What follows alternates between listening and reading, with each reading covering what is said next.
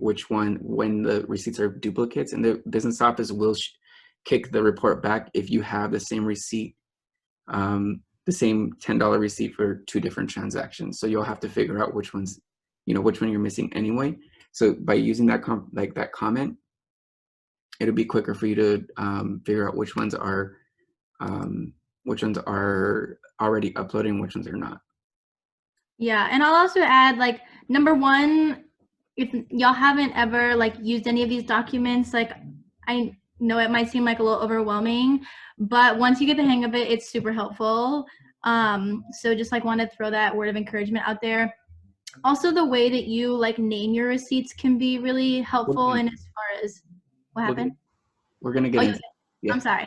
Well, we'll get there. But the way you name receipts is helpful for keeping track of things as well. So like in some of those comments, like we put in like the name of like who that was for, and like then it's easier for us to go back and forth to say like, okay, this was for that person. So I don't know if y'all are if you're gonna adjust this later, but for people who don't have BB&T accounts, okay. You still have to submit your RFEs. If I tell you, Rosemary, that I submitted an RFE on your behalf, if I send you back an email saying submitted, that means I already submitted it in the tracker, in the Google form. So you can quickly find the signed document. All of the ones you sent to me are inside of our tracker.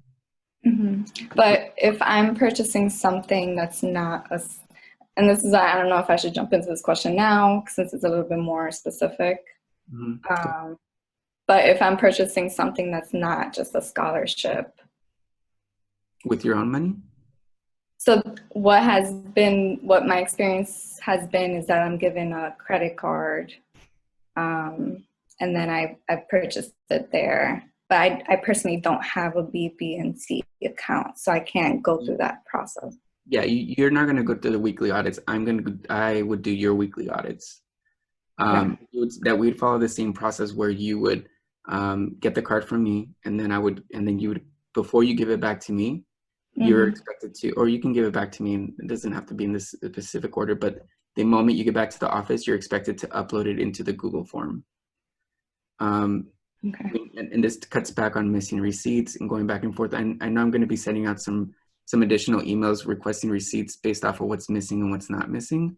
And we shouldn't really have to do that. I mean, especially with transactions that happened in October, November, like we shouldn't have to be scrambling to find those receipts. So when in that kind of situation, Rosemary, you would take the card, make your purchase, give me back the card, and then immediately upload it into the Google form. Got it. Okay. This one, but the education version. Okay. Now, Carolyn and I, we should do those weekly audits, right, George? On your own bank accounts, yes, because you have your own login, right? Yes, sir. Yes, then you should be doing an audit on yourself. Okay.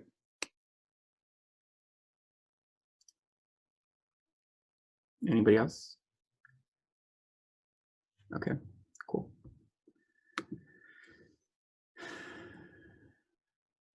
Submitting receipts, and Chris will take over from here. Just let me know when you need me to hit next slide, Chris.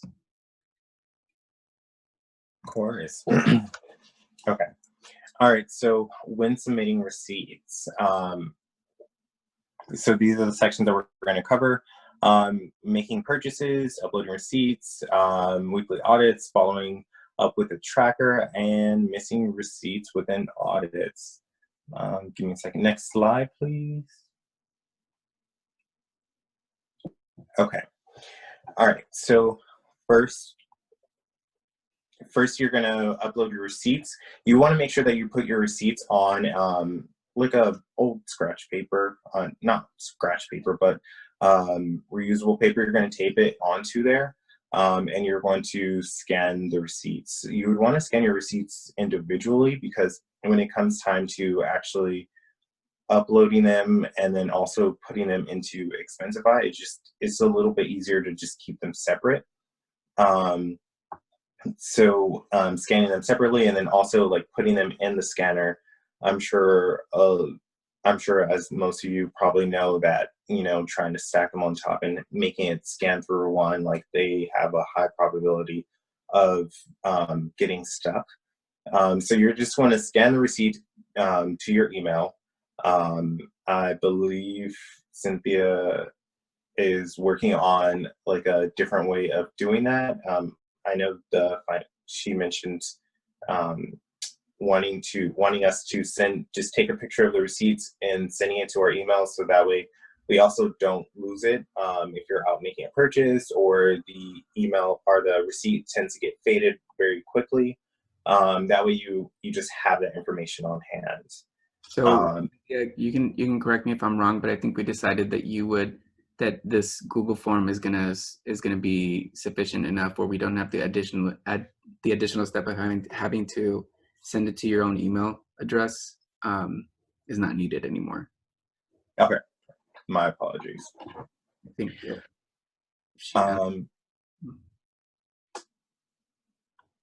All right. So coding your receipts.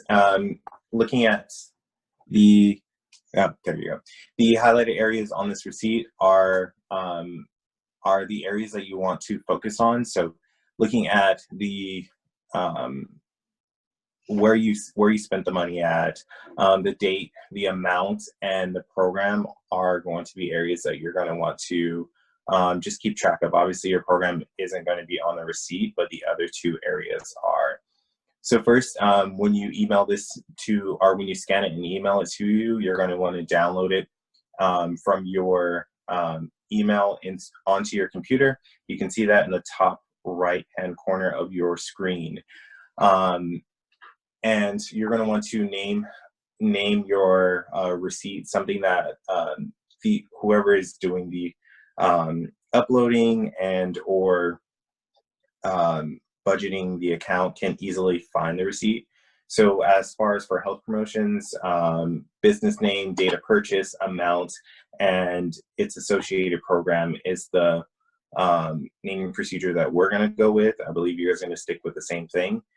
Keynote, just when you're putting in this information or when you're naming it, don't put any dashes or dots or anything between each name, because it makes it harder to search. So if I go into an Excel doc and I'm looking for target 02.06, only target it's going to read looking for target, and then if you have a dash or anything like that, it won't go to the specific receipt, and it'll be really hard to use.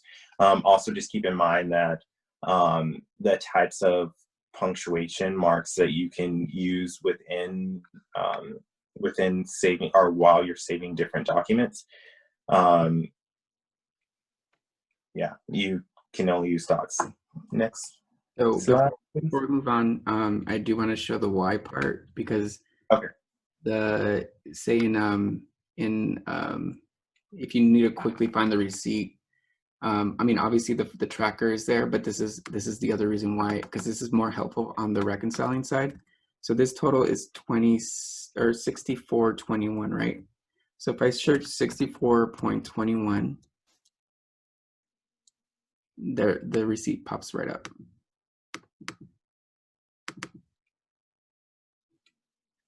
There it is. So when you're actually reconciling, so if you're in charge of reconciling, which I think Kobo, Carolyn, and myself are responsible for reconciling, and soon to be, we're going to figure a different process out for the after schools program. But when you're uploading documents into Expensify, it makes it very easy to just, when it's asking you to upload, so when you're when you have a charge and you have a new, and this is just an example, but when, like, say if this is what you're being prompted to use, you know, this is like this is what it looks like, but it'll already be pre-filled out. When you hit import from computer,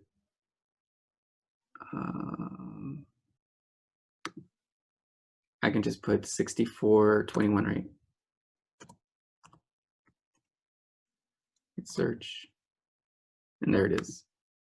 And that quickly allows us to like just move through the process so that we're not sitting there hunting for the receipt.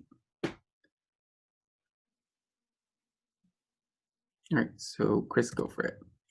Oh, this is like another, so I ran all this past Patricia, and she had one suggestion that I know that I haven't actually talked to Cynthia or Chris about, but she wanted me to add this part in, where if you are submitting receipts for anything that's incentive related or something you have to give out to clients, you should definitely submit, when on the reconciling side, you need to have supporting documents for those incentives.